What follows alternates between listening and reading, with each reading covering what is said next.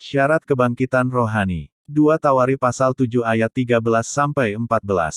Bila mana aku menutup langit, sehingga tidak ada hujan, dan bila mana aku menyuruh belalang memakan habis hasil bumi, dan bila mana aku melepaskan penyakit sampar di antara umatku. Dan umatku, yang atasnya namaku disebut, merendahkan diri, berdoa dan mencari wajahku, lalu berbalik dari jalan-jalannya yang jahat, maka aku akan mendengar, dari sorga dan mengampuni dosa mereka, serta memulihkan negeri mereka. Hukuman Tuhan atas umatnya, pada waktu kemerosotan moral, ketidakacuhan rohani, dan kompromi dengan dunia, adalah kekeringan, kemandulan, dan penyakit sampar, seperti yang tertulis di 2 Tawari pasal 7 ayat 13. Janji Tuhan, sekalipun pada mulanya diberikan kepada Israel, juga berlaku untuk umat Tuhan pada setiap zaman. Mereka yang setelah mengalami hukuman Tuhan, dapat mengalami kebangkitan kehidupan rohani, pemulihan, dan berkat Tuhan, jika memenuhi keempat syarat berikut ini, seperti tertulis di Kisah Para Rasul pasal 3 ayat 19. 1. Merendahkan diri. Umat Tuhan harus menyadari kegagalan mereka, menunjukkan kesedihan atas dosa mereka, dan memperbaharui komitmen mereka, untuk melakukan kehendak Tuhan. Merendahkan diri di hadapan Tuhan dan firman-Nya berarti mengakui kemiskinan rohani pribadi. Ini ada tertulis di 2 Tawari pasal 11 ayat 16, dan pasal 15 ayat 12-13 dan 15, lalu pasal 34 ayat 15-19, kemudian Mazmur pasal 51 ayat 19, dan Matius pasal 5 ayat 3.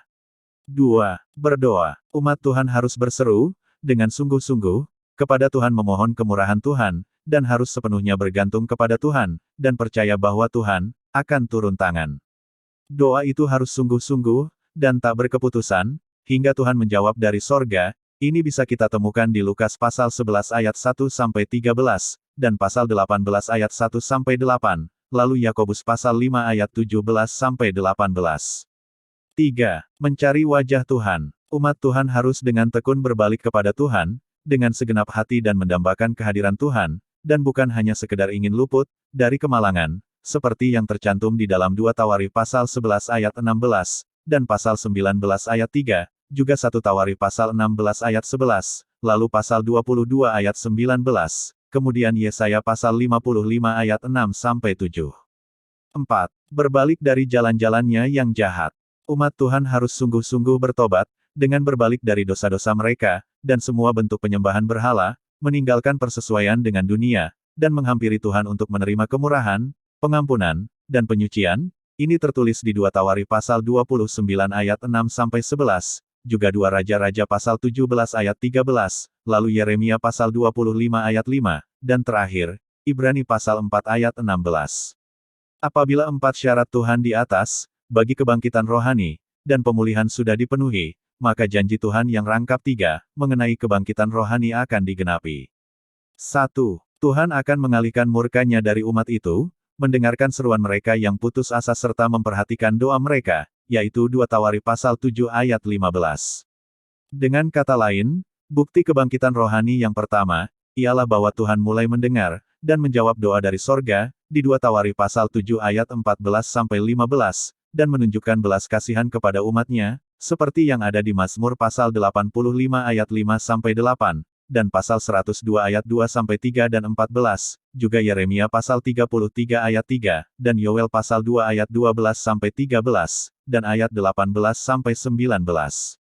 2. Tuhan akan mengampuni umat-Nya, menyucikan mereka dari dosa mereka, dan memulihkan perkenan, kehadiran, damai sejahtera, kebenaran, dan kuasa-Nya di antara mereka, seperti yang tercantum di dalam Mazmur 85 ayat 10-14, dan Yeremia pasal 33 ayat 7-8, lalu Hosea pasal 10 ayat 12, lalu Yoel pasal 2 ayat 25 dan terakhir 2 Korintus pasal 6 ayat 14-18.